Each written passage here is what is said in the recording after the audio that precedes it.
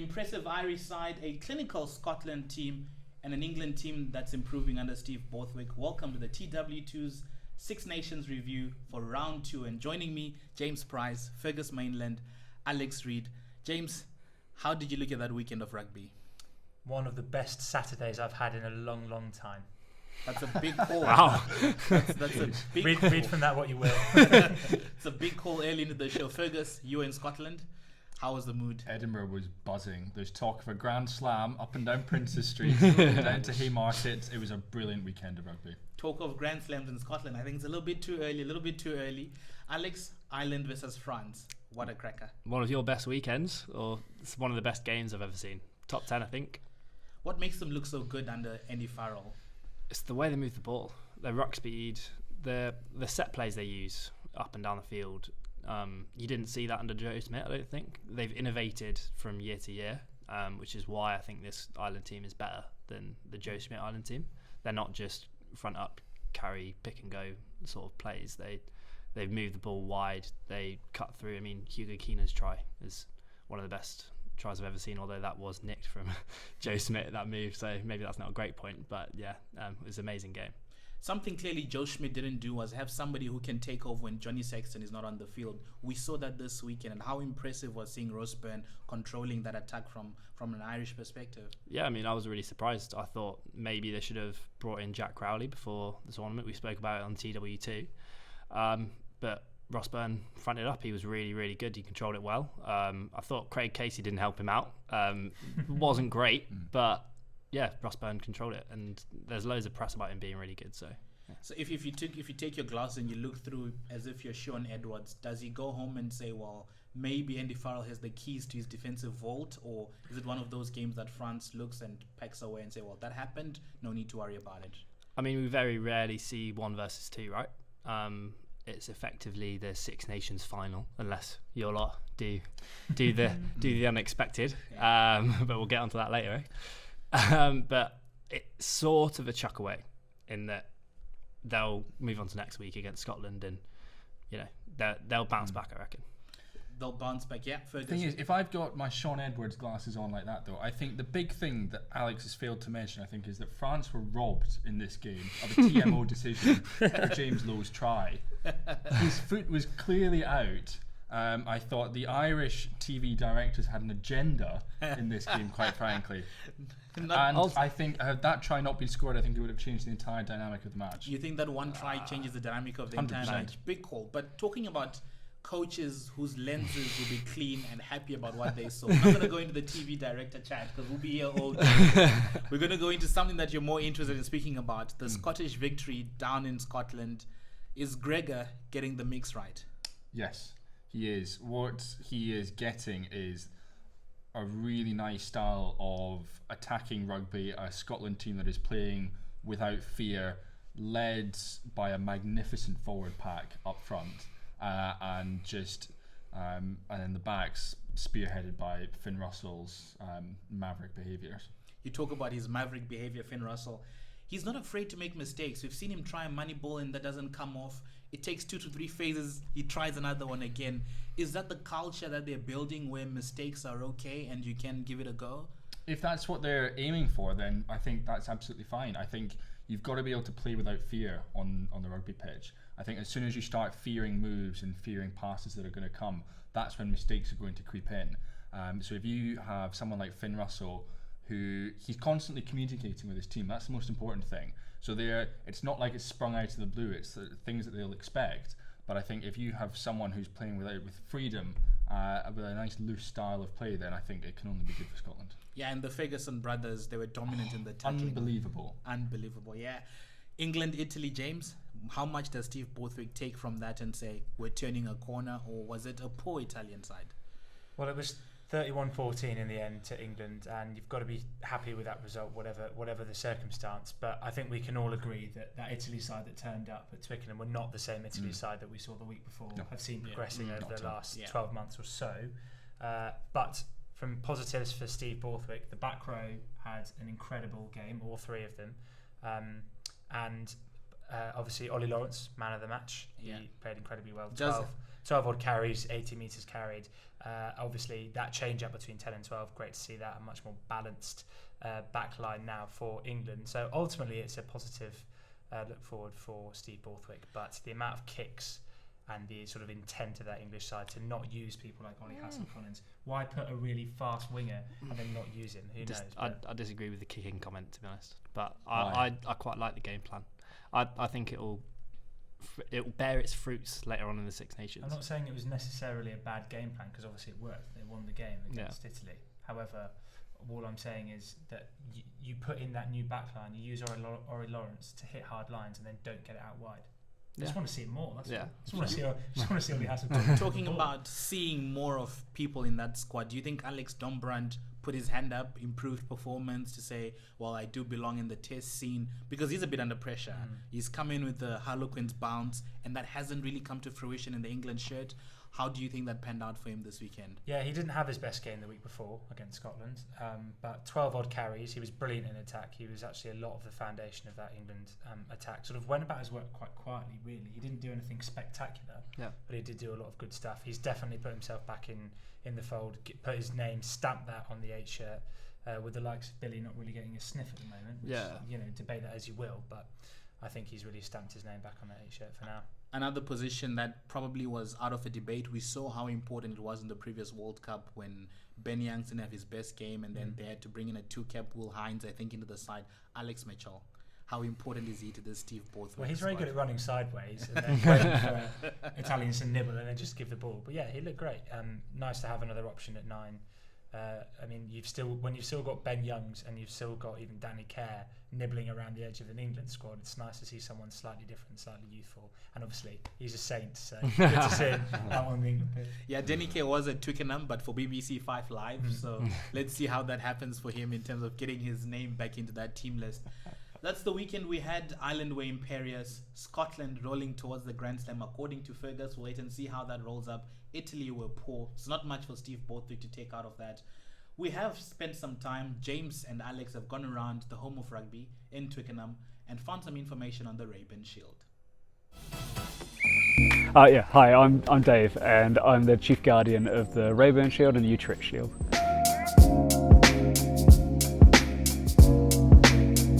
The Rayburn Shield is essentially a lineal title that tracks winners in the International Rugby Union from the first international match in 1871 until today. So go back to Scotland versus England, played at Rayburn Place all the way back in 1871. The winner was Scotland, and so they're like your lineal champion of the world, if you like. And then you track that from then until today, and actually it's changed hands. I think we're up to about 213 times, and ultimately, as of today, Ireland hold it.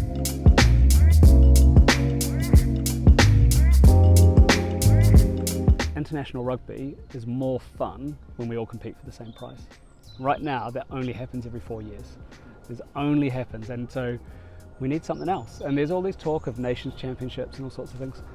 We have something that links all of us through that whole 4-year cycle. You don't know when you'll get a shot. When you do, you have to take it. It adds excitement, all with no additional games for players to play. It works on every level. It exists. We just need to celebrate it.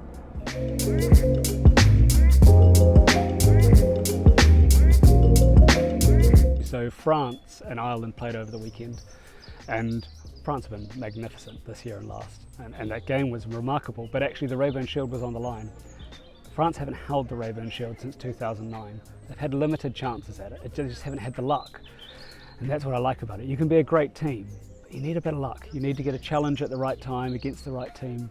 The reality is, since 2009, France just haven't had the luck, and this weekend could have been their chance, but they missed it.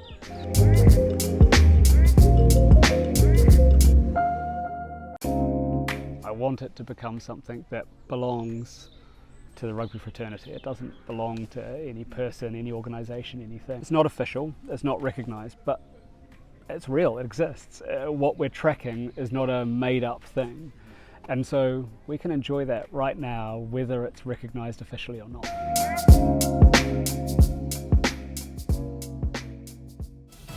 Massive thanks to James and Alex for making that content for us here on the TW2. We're taking our trip from the press box. Imo, what do you have for us this weekend? So Henry Slade was up for media this week, obviously chosen to start at 13. with Ollie Lawrence. Henry Slade's actually played in 11 centre partnerships for England, the first being with Sam Burgess. Oh, wow. Back in that period of time we like to forget. He said it's nice to have Farrell starting at 10. He said there's a lot less jumping around and hopping around than with Marcus Smith. It's not necessarily being mean to Marcus, it's just the way he feels about it. They said they're both quite vocal, and they take slightly different approaches, but all in all they're kind of similar scrum halves. And I think we saw at the weekend the combination with Slade and Lawrence really worked in England's favour, especially the Lawrence side of that partnership and Slade's left boot. A lot of people said that Henry Slade didn't have a brilliant game, but I think it was quite a solid return after injury. Steve Borthwick's made it very clear that he's picking on a game-by-game basis, so wouldn't let on if he's going to be doing this next week. He said, after the Fallow week, said it's just that's the stage we're at the moment, and Henry was back fit again, so in the team. So obviously got a few people coming back in the next few weeks that are going to be back fit, so it's interesting to see if Steve's going to add them in, depending on which games he thinks they'll be suited in. Yeah, and I think Henry Slade, just the last one on that, his ability to communicate probably comes from his background as a fly half. He didn't quite get accomplished as a 10, but he's become a world-class 13, hasn't he? Yeah, he has, and I think obviously Ollie Lawrence has had quite a tumultuous year with Worcester going under, which has been difficult for him, and it was nice to see the two West Country centres get some good game time. I think Ollie definitely deserved man of the match. I think it was a great performance from him, and it's nice to see a centre running some of those hard lines that we've maybe missed, having Farrell at 12. So yeah, I think what Henry said in the week was very positive. He said that they're going to look to pick up on their defensive errors and change them, and also in the week Jack Van Portfleet said that Kevin's really good with the players when they have issues in their defence, and he won't pick them out kind of as a group. He'll just take them to the side and say, here's what we need to work on. So it's not kind of a publicly shaming thing, it's more of an individual thing, that how they can work to improve themselves, which I think is definitely positive for this England team and the culture around it.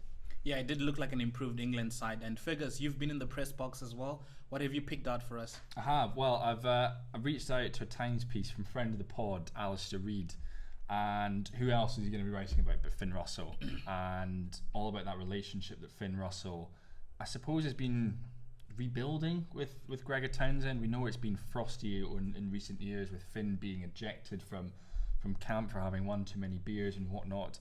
But I think what was quite interesting was Finn's comments around this new relationship, or this new chapter of the relationship. And he said that it wasn't so much a case of clearing the air, it was more about getting back on the same page and being open and honest with each other. And I think that's just so fundamental to any coach-player relationship, particularly a coach that has played in the Scotland team previously back in the 90s. I think you've got to be open and honest with each other. You've got to be able to trust one another off and on the field. So I think to hear that coming out of Finn, I think is really positive. And Finn Russell, in terms of his impact to that Scotland group, we know how he's not afraid to throw the money ball. If he makes a mistake, he'll throw another money ball again. How does that impact everybody else to know that it's okay to make mistakes if the starman in Finn is making those mistakes and still getting on? How do you think that has impacted that Scottish side? Really positively. I think it means that you end up with a team that's not prepared, that's not afraid to take risks and play wide, expansive, funky rugby. I don't think there's anything wrong with that. Yeah. But I think it's so long as if a mistake is made, like mistakes were made in the Wales game, same as the England game as well. Finn didn't have a perfect game. He had to put together a really good man of the match performance, but it wasn't a perfect game. There were still errors in the first half from him, and that's fine, because no one's ever going to put together a perfect game of rugby. But I think so long as the team is on the same page, they're communicating, then that's the most important thing. Yeah, communication is key, even between the coach and the player. And from the press box, two positive stories: Henry Slade's resurgence in the England squad and Finn Russell's rebuilding relationship with Gregor Townsend. That's all we have from the press box. We're moving on to the Abi Wow moment of the week. Fergus, what do you have? What do you think was the moment for this week? You've watched the whole of rugby, you in Scotland, and you're probably going to pick one from there, aren't you? Well, if I'm allowed to, I'm going to suggest two, because it was that good match, I thought. First of which is Finn Russell's offload to Kyle Steyn to set up one of Kyle's two tries. I thought he had a blind of a match, and the number of assists that Finn Russell has now been involved with over the past couple of test games, to score tries is just ridiculous numbers. He's been phenomenal. And I thought there's the still pictures where you can see it with his little back. I mean, I'd request to have it here, but I can't get it from the French authorities because it's hanging up in the Louvre at the moment. Yeah, Finn Russell. And he did mention in the post-match that he's just there to make his teammates look good. So you're allowed to bring up 2 because those were really good 2 moments, yeah. And well, the second one would be Blair Kinghorn's try, which I was really chuffed for Kinghorn because I feel he's had a tough time having to play the understudy at 10, and I think he is a really, really good fullback. And I think we saw that when Stuart Hall came off early for his head assessment, and I thought Blair stepped up phenomenally well, and I thought receiving the sort of one-handed shovel pass from Duhan to then get it and scamper his way into the try line, I thought was very good. Yeah, that Scottish back 3 is looking scintillating, isn't it? Last week we had Duhan van Maxwerve, as they're calling him, and Carl Steyn with a brilliant performance this week, and also added their Blair Kinghorn in the fullback position, also adding to that flavour that's making them look good at the moment. 2 good moments. Let's see if they make it to the final. What do you have for us, Alex? Caelan Doris's pass to, who was it? Gary Ringrose. Gary Ringrose, yes, Gary Ringrose for his try was, I think, one of the best offloads I've ever seen. It was ridiculous. He was falling backwards. Bear in mind, he got absolutely clattered, and then with 2 hands, kids, if you're watching, always have the ball in 2 hands because you can do stuff like this. Throws it about 10 meters across the line, completely flat, completely in stride. Ringrose goes into the corner. It's just outstanding. You always change your favorite moments every time you see something. No, this weekend was just one of the best weekends of rugby ever. So I'll give you a good offload. 2015 World Cup quarterfinal, Wales, South Africa. Yes. Fourie Dupree getting a ball from Dwayne Vermeulen. Good offload that. That wasn't this weekend though. That wasn't this weekend though. I'm all about the recency bias. So. Which one are we picking? I think the Finn Russell offload for me takes it. For a fly half off his size, getting that ball away through contact, brilliant. I think that the Caelan Doris one is a more difficult one to pull off because a lot of players can do an out the door offload. Not a lot of players can throw a 10-meter pass when they've been clattered by a player and they're falling backwards and they keep the ball going flat across the line. I think with the Finn offload though, I think there's also that moment of selflessness from Finn as well. He could have gone through himself. He could have gone and scored himself. He was capable of scoring that try, but he thought, no, I'm about the team. I'm here for the team. I'm going to let Carl score. He's not biased either. He's not biased either. No. Finn Russell gets the Abiwao moment of the week, so we'll be sending another prize down to Scotland. The courier fees for us will be a bit more hefty, but we're more than happy to send it to Finn. He deserves it out of the back to Carl Steyn for that try. We're moving on now where we talk everything tactical about rugby. We have James and Alex joining us on Talking Tactics.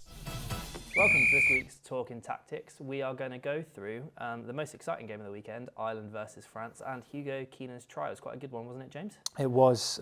Less than 10 minutes into this game, a lot of pressure on the French line already.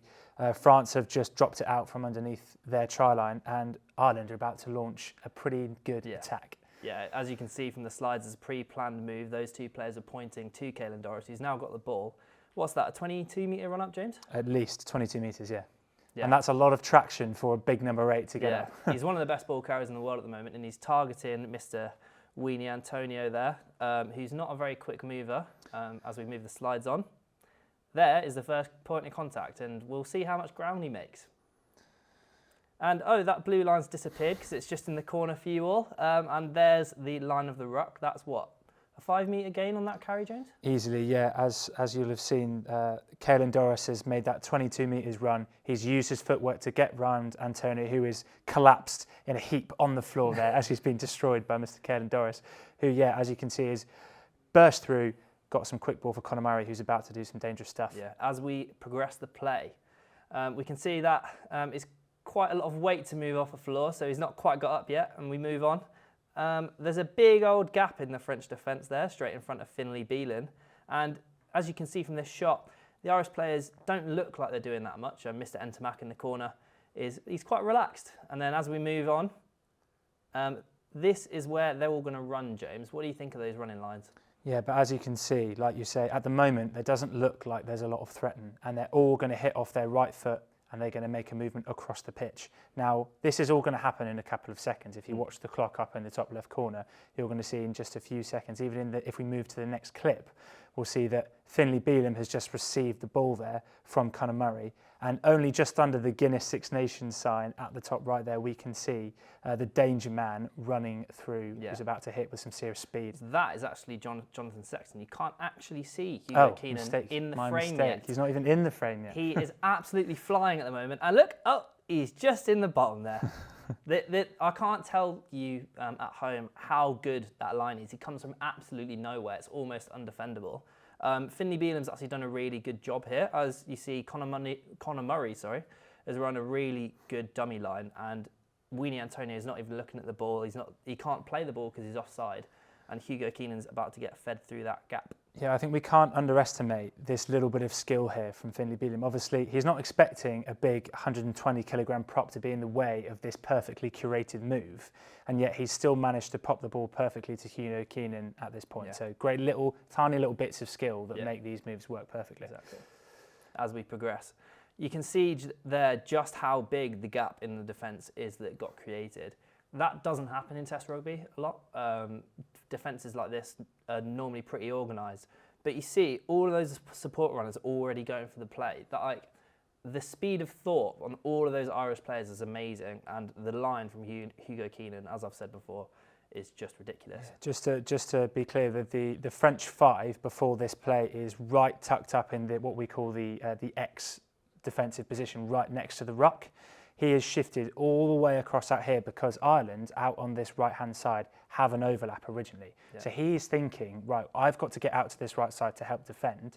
And as you've got these runners going from right to left, he knows he's got to get out there. And that is what's created that huge gap. It's all perfectly thought through from Ireland.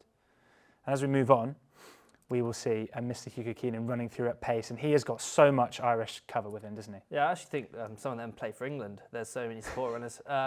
But yeah, as I say, the move is so well thought out. I think they actually nicked it from Joe Smith, didn't they? Yeah, straight out of his 2014 playbook. Yeah. Yeah, and yeah, they've got about 8 support runners. But if we flick it on, I don't think Hugo Keenan actually passes the ball. No, Hugo Keenan does make the very, very brave decision to not pass that ball there. He's got a lot of defensive runners on his outside, but he goes for the little dummy, dives through the two of those French defenders. And if I was Andy Farrell, thank God he scored that, because he's going to get an absolute talking to in the change room. You really don't want to get shouted at that loudly by someone from Wigan, and someone that scary in my eyes. But apparently he's a gentle giant, and Hugo Keenan did score it, so ultimately it's if, buts and maybes. But thank you for listening to this week's Talking Tactics. We will see you next week. Interesting insights there on the Hugo Keenan trying Talking Tactics from James and Alex.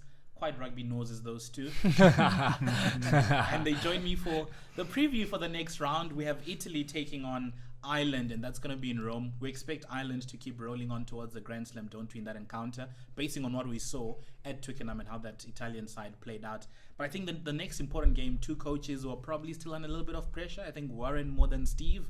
Wales play England in Cardiff.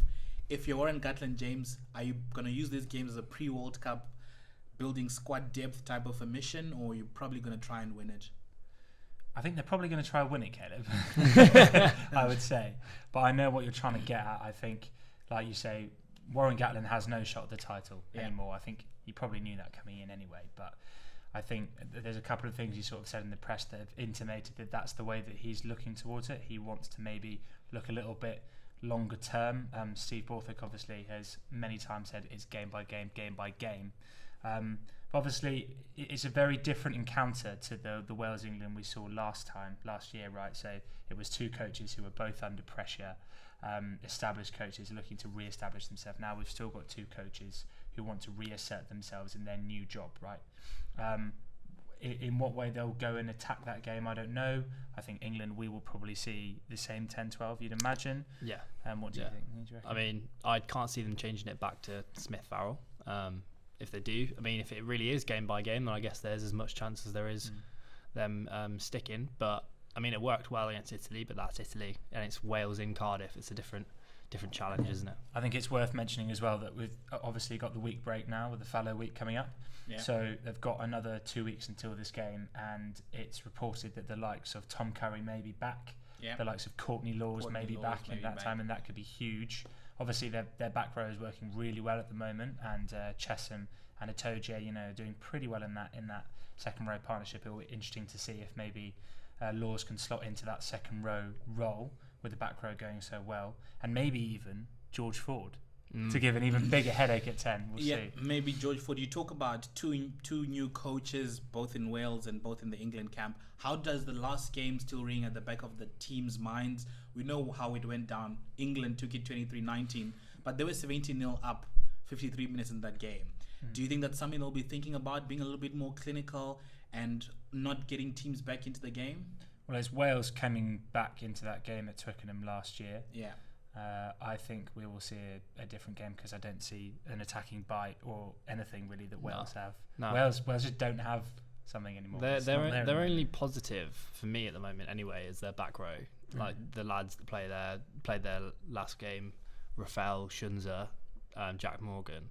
There's some real bright sparks there, but apart from that, I can't see any of the rest of the team. Like Dan Biggar had a bit of a shocker. Yeah, and he chatted a lot of pre-match as well. Yeah. Didn't back it up. Yeah, and Warren has mentioned it. He says they're in a little bit of a hole and they need to climb out of that hole. Is that something that he feels? Can Warren Gatland feel under pressure? It's obviously a job he's come back to. He probably knows he's not getting fired, so that's out of the question. He's going to roll into the World Cup, and they also signed a long-term deal with him. And is it a Warren issue, or it's more of a Wales rugby issue? Well, it was a Wales rugby issue, definitely. Yeah. It's not a Warren issue. He's had 2 games. Obviously, he'll be given time as a non-negotiable. It's non-negotiable. And the France v Scotland game, that's happening in France. France obviously lost the Grand Slam this year. They're not going to win it. Ireland did a number on them. Scotland are still in the Grand Slam. Yep. Is this the game that shows us if Gregor and his boys are ready to go to the next stage, if they can beat an Antoine Dupont-led France side in France? Well, yeah, it is, yeah. Gregor, it's time to face the music, I think. Let's be honest. If they go to France and win, it's on. It's on. And I know Fergus in the background is going to be like showing all of his tart and stuff, but it seriously, if they go there and win, the Grand Slam's on. If you're Gregor Townsend and you're looking at the games they've played thus far, the one at Twickenham and this one against Wales, what do they need to improve? Because we've known that they're clinical. These 2 games, they've gone into 22-meter zones and they've gotten the points. Is there anything they need to look at if they're going to go and beat France? I don't think they need to improve on either performance. They're very comfortable playing without the ball. I think that red zone efficiency is a bit high. Whether you can keep that throughout the whole of the tournament, I don't know. Maybe they need to be a bit better at the breakdown when opposition ball back, but they've defended outstandingly. 1 to 15, 1 to 23. Everyone's fronted up. If that carries on, they've got every chance of going to Paris and winning. We say that the Grand Slam is on, but let's just remember, first of all, this is France away. This is a wounded France. Yeah. They've just come off 14 games on the bounce. Yeah. They've lost. They are going to come back fighting.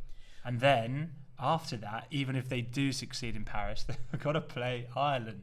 So let's just hold our horses a little bit. Can I ask a question on that? You talk about a wounded France. Sometimes when teams go on that unbeaten run, it's because no one has actually beaten them. That defense that we've talked about tends with to Sean be Edwards, how things happen. Yeah. With Sean Edwards, it's been breached now. Do you think that's something Gregor is looking at, like, this team can be beaten? Never mind where it's being played, because one thing that we've seen France, they're difficult to penetrate, difficult to score tries against, much because of that Sean Edwards-led defensive structure. Do you think that's something, if you're in Scotland, you're like, okay, we've seen that this can be done? Yeah, of course, they've got a wave of momentum coming into this game, but at the same time, France of today are not going to lie down and take it. So it's in Paris. Let's just, Scotland will be good, but just hold our horses a little bit. I underemphasised how much of a big if that is, but the blueprint's there now, right? If you slow the French ball down, which is a much bigger task than is just saying that sentence, but if you do, there's holes. They need to play quick ball like they have been doing for the rest of the tournament, and maybe they can come out of Paris with a win. I don't think they will. Don't get me wrong, and I sort of hope they don't. But yeah, if they win in Paris, it's on.